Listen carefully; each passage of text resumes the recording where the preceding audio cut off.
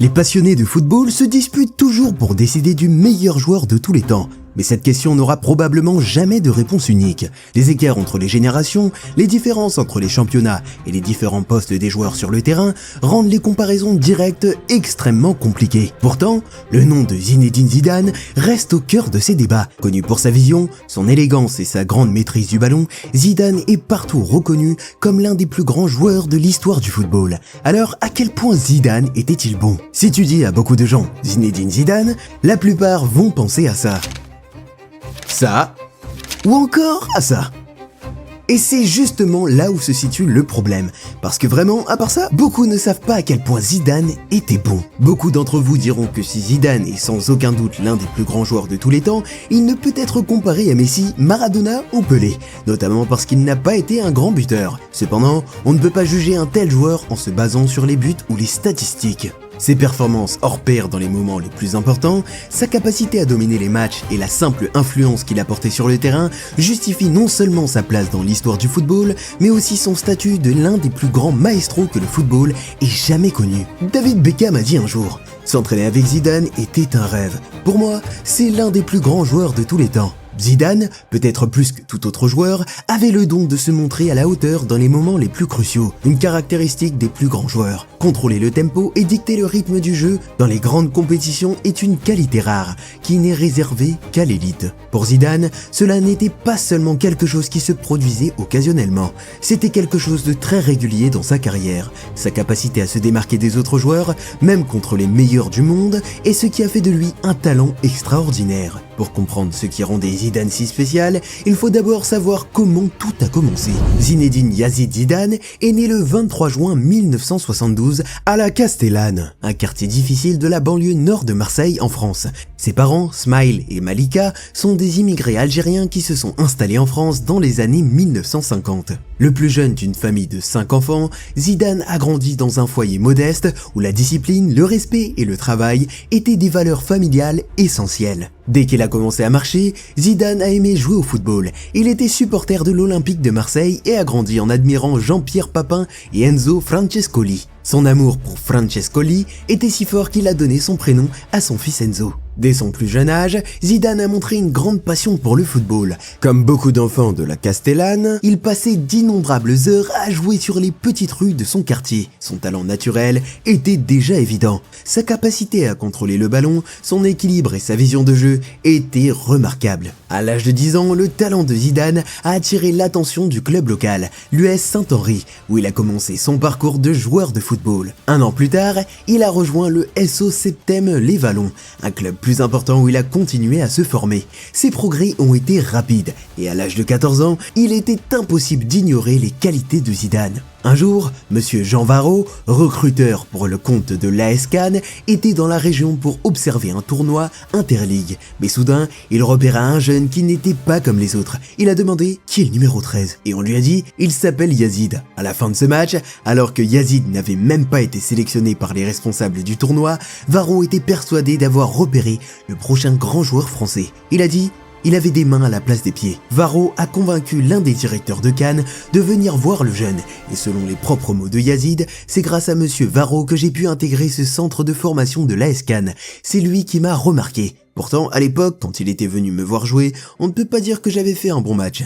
Je ne sais pas ce qu'il a vu ce jour-là, mais il a certainement vu quelque chose que beaucoup n'avaient pas vu et voulait me prendre. En fait, le directeur qu'il a observé ce jour-là, Jean-Claude Elino, le voulait tellement dans son club que lorsque ses parents ont commencé à insister sur le fait qu'il ne voulait pas qu'il vive dans une académie sans être entouré de ses parents, il l'a invité à loger dans la chambre de son propre fils qui était parti pour l'armée. Il l'a en quelque sorte élevé aux côtés de ses 2 autres enfants. C'est à ce point que Zidane était doué. En 1986, Zidane a donc été invité à rejoindre le prestigieux centre de formation de Cannes. Cette décision a été un tournant dans sa vie. Quitter sa famille et son environnement familial n'a pas été facile, mais c'était une étape nécessaire pour poursuivre son rêve. Zidane a donc rejoint le centre de formation du club et a rapidement monté dans les catégories de jeunes. Son talent était indiscutable et les gens ont été très impressionnés lorsqu'il a fait ses débuts. Mais il y a eu un problème qui aurait pu tout gâcher. Son mauvais caractère. Zidane avait du mal à garder son sang-froid lorsque ses adversaires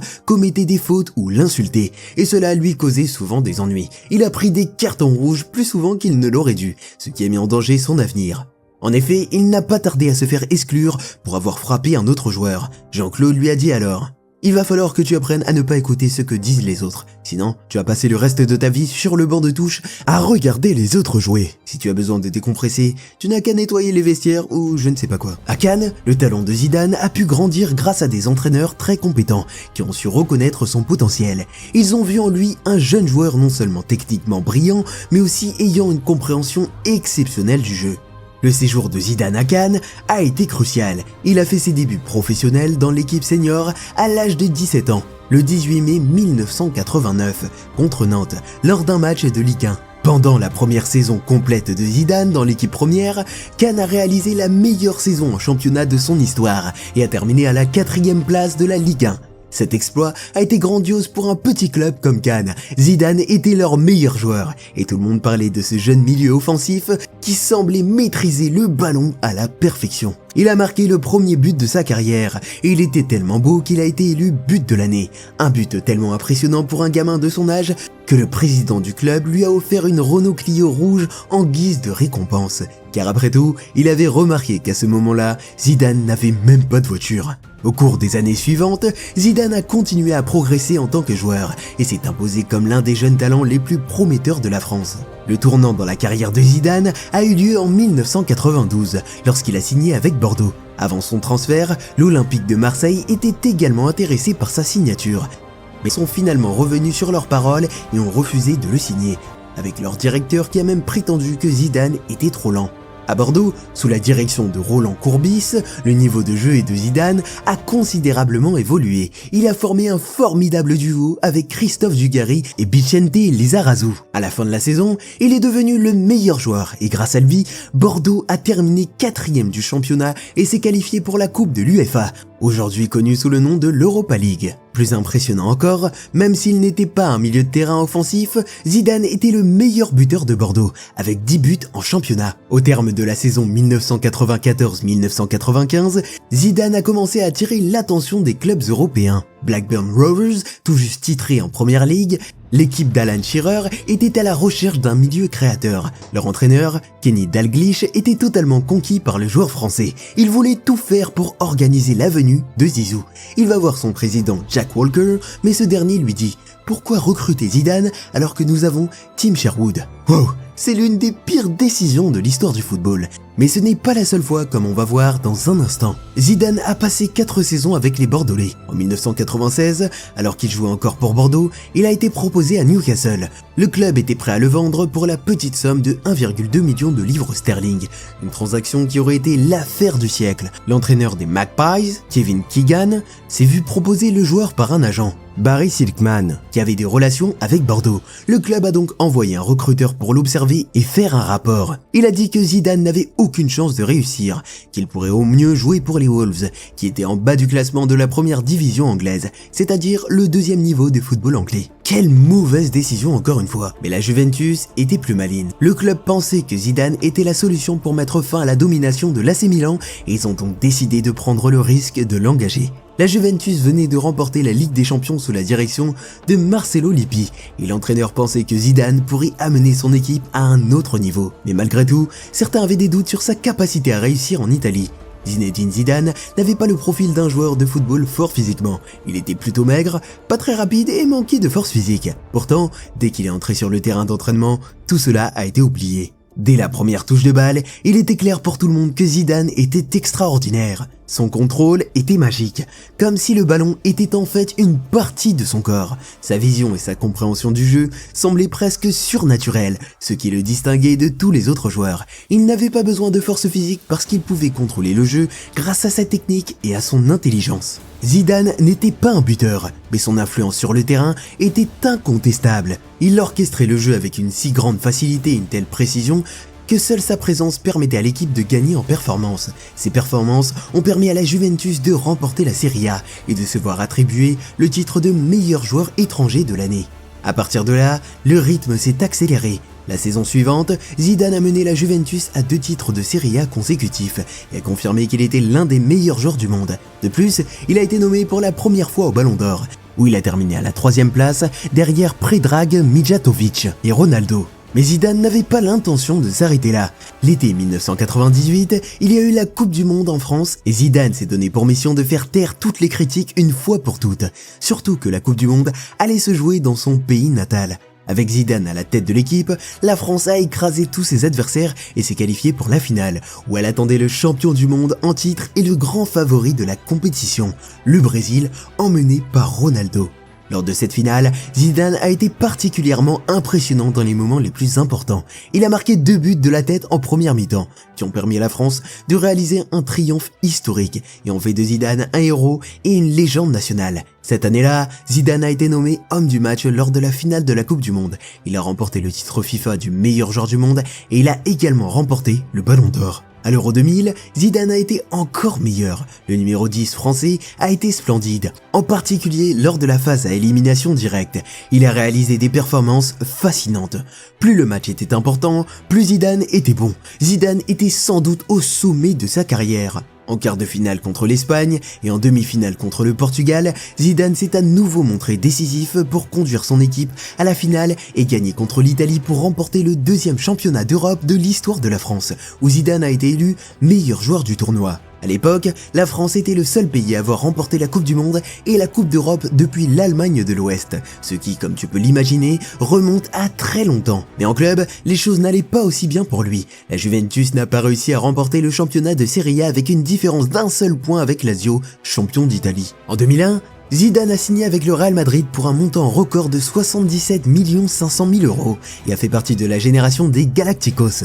Le président du Real Madrid, Florentino Pérez, a même admis que de toutes les superstars qu'il voulait, Zidane était absolument leur priorité numéro 1. Lors de sa première saison 2001-2002, Zidane est devenu incontournable par sa façon de contrôler le jeu, le rythme et le tempo de l'équipe. Il s'est distingué lorsque Madrid a atteint la finale de la Ligue des Champions contre le Bayer Leverkusen. Il a marqué une superbe volée du pied gauche pour permettre aux Madrilènes de remporter le trophée de la Ligue des Champions. Cette saison-là, Zidane a remporté la Ligue des Champions, la Super Coupe d'Europe et le titre intercontinental. Ce triomphe était censé marquer le début de quelque chose de spécial pour le Real Madrid. Il y avait un problème majeur que personne n'avait pris en compte. Lorsque Zizou est arrivé en Espagne, le projet Galacticos de Florentino Pérez était en pleine construction. L'équipe de Madrid allait bientôt réunir Zidane, Beckham, Roberto Carlos, Ronaldo, Luis Figo et bien d'autres stars. Une incroyable équipe de stars, mais le football ne se joue pas sur le papier.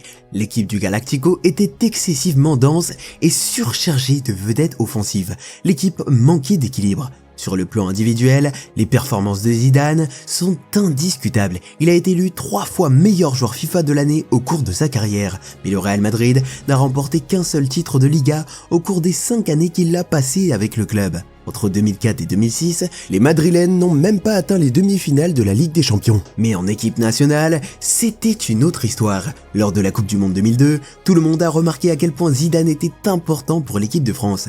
Zidane a vécu l'un des moments les plus difficiles de sa carrière. Lors du match d'ouverture contre le Sénégal, la France a subi une défaite choquante 1-0, avec Zidane contraint de rester sur le banc car il avait subi une déchirure musculaire à la cuisse gauche juste avant le début du tournoi. Sans son leader et son génie, l'équipe de France a semblé désorganisée et en manque de solution. La France n'est plus que l'ombre de l'équipe qui avait soulevé le trophée 4 ans plus tôt. Zidane a également manqué le match suivant de la phase de groupe, au cours duquel les ennuis de la France ne faisaient que se multiplier. Les Français ont ensuite fait match nul 0-0 contre l'Uruguay, dans un match où ils ont été réduits à 10 après que Thierry Henry a reçu un carton rouge. Au risque d'être éliminé et prêt à tout pour sauver son équipe, Zidane a pris la décision courageuse de disputer le dernier match de groupe contre le Danemark, malgré sa blessure. Il a joué avec un bandage visible à la cuisse et entré sur le terrain pour tenter de donner confiance à son équipe. Cependant, la blessure a sérieusement réduit sa mobilité et son efficacité, et il était malheureusement clair que même sa présence ne pouvait pas sauver une équipe qui avait perdu son élan. La France est inclinée 2-0, devenant ainsi une des pires équipes championnes en titre de l'histoire de la Coupe du Monde et le premier champion en titre de l'histoire à ne pas marquer un seul but pendant toute la durée du tournoi. 2 ans plus tard, Zidane a été l'un des meilleurs joueurs de l'équipe de France lors de l'Euro 2004 organisé au Portugal. On se souvient tous de sa prestation spectaculaire contre l'Angleterre, où il a marqué un coup franc et un penalty en seulement 2 minutes et dans les arrêts de jeu pour offrir une victoire 2-1 à la France. Par contre, les Bleus ont été éliminés en quart de finale par les futurs champions, la Grèce. Mais lors de la Coupe du Monde 2006, la situation était différente. Zidane avait annoncé qu'il s'agissait de sa dernière saison en tant que joueur de football. Pour Zidane, il n'y avait pas de meilleure façon de se retirer du football qu'en soulevant une nouvelle fois la Coupe du Monde. Zidane a alors joué comme un homme déterminé à écrire la fin parfaite de son histoire. Zidane et la France allaient à nouveau écraser leurs adversaires pour atteindre la finale. Mais le grand moment de ce tournoi s'est joué en quart de finale contre le Brésil. Une équipe composée de légendes telles que Ronaldinho, Kaká, Roberto Carlos, Ronaldo, etc. C'était comme une finale. Sur le papier, le Brésil était encore favori. Mais Zidane a fait de ce match une scène à lui tout seul. Dès le premier coup de sifflet, il a pris rapidement les commandes du match et avec une aisance phénoménale. Chaque touche, chaque passe, chaque mouvement dégageait de la classe et de la confiance. Zidane a détruit le milieu de terrain et la défense brésilienne par des passes ultra précises et des dribbles impressionnants. Il était le meilleur joueur sur le terrain. Même s'il n'a pas marqué, Zidane a clairement été l'homme du match, car sa maîtrise, sa vision du jeu, ses passes et son leadership ont été complètement éblouissants tout au long de la rencontre. Il a été à l'origine de l'unique but de la rencontre, puisqu'il a adressé un coup franc parfaitement dosé dans la surface de réparation à Thierry Henry, qui l'a repris en volée dans les filets. Zidane a si bien joué que les joueurs brésiliens n'étaient même pas enragés lorsqu'ils ont perdu. Au contraire, ils l'ont tous félicité et ont reconnu qu'il avait parfaitement maîtrisé le match. Maintenant, la finale de la Coupe du Monde 2006 contre l'Italie était le dernier match de Zidane. Il a commencé de la meilleure des façons. Un penalty incroyable à la Panenka qui est considéré comme l'un des penaltys les plus légendaires de tous les temps. Mais l'Italie a égalisé peu après sur une tête de Materazzi et le match est resté à égalité jusqu'à la prolongation. C'est à ce moment-là que le monde entier a été choqué. À la 110e minute, après une insulte de Materazzi sur sa famille, Zidane a donné un coup de tête au défenseur italien dans la poitrine et il l'a mis par terre. Zidane a reçu un carton rouge qui a mis fin à sa carrière de manière très inattendue. La France, privée de son leader, a perdu 5-3 lors des tirs au but. La France a perdu la Coupe du Monde de la pire manière. C'est le moment le plus marquant de la carrière de Zinedine Zidane et la dernière chose qu'il a faite sur un terrain de football. Une carrière magnifique s'est terminée par un carton rouge et une défaite lors du match le plus important du football. Malgré cette triste fin, Zidane reste une vraie légende. En fait, Zidane est le seul joueur de l'histoire du football à avoir remporté un ballon d'or, une Coupe du Monde, le titre de meilleur joueur de la Coupe du Monde, une Coupe d'Europe, le titre de meilleur joueur de la Coupe d'Europe et la Ligue des Champions. Aucun autre joueur dans l'histoire du football ne l'a fait, à l'exception de Zidane. Malgré son mètre 85, Zidane se déplaçait sur le terrain avec une élégance qui semblait difficile pour un joueur de sa taille. En tant que milieu de terrain offensif, il était un excellent dribbleur. Il avait une vision de jeu incomparable et il était capable de faire des passes que les autres n'auraient jamais pu voir. Il n'était pas qu'un simple milieu de terrain. Zidane était le moteur, le cœur de l'équipe et le joueur qui faisait la différence. Les critiques parlaient souvent de son efficacité ou de son manque d'efficacité par rapport à des géants comme Messi ou Ronaldo. C'est vrai, Zidane n'a jamais marqué plus de 10 buts dans une saison de championnat. Que ce soit pour la Juventus ou le Real Madrid, Zidane a marqué 156 buts et donné 170 passes décisives en 797 matchs. Mais ces chiffres ne reflètent pas la qualité de Zidane. En se focalisant uniquement sur les chiffres, on manque cruellement de respect aux qualités de Zidane. Ses contributions dépassent les statistiques. Comme l'a dit Zlatan Ibrahimovic, quand Zidane entre sur le terrain, les 10 autres joueurs deviennent soudain meilleurs. C'est aussi simple que cela, c'était magique. L'un des aspects de la force de Zidane qui est souvent négligé, c'est sa force mentale. Le Français excellait même sous la pression et réalisait ses meilleures performances dans les moments les plus importants, lorsque la situation était la plus difficile. Zidane s'est toujours montré à la hauteur. Zidane est un joueur qu'il faut voir pour comprendre à quel point il était incroyable, parce que tout simplement les mots ne peuvent pas décrire son niveau. Sa façon de contourner les adversaires, comme s'ils n'étaient pas là, était vraiment spéciale. Il avait une habilité particulière à décider des matchs, même lorsqu'il ne marquait pas ou ne faisait pas de passes décisives. Zidane n'était pas un buteur aussi impressionnant que Messi ou Ronaldo, mais Zidane fait sans aucun doute partie de la liste des meilleurs joueurs de tous les temps. Avant que tu partes, je suis sûr que tu aimeras aussi regarder l'une de ces vidéos affichées à l'écran. Vas-y, clique et tu me remercieras plus tard.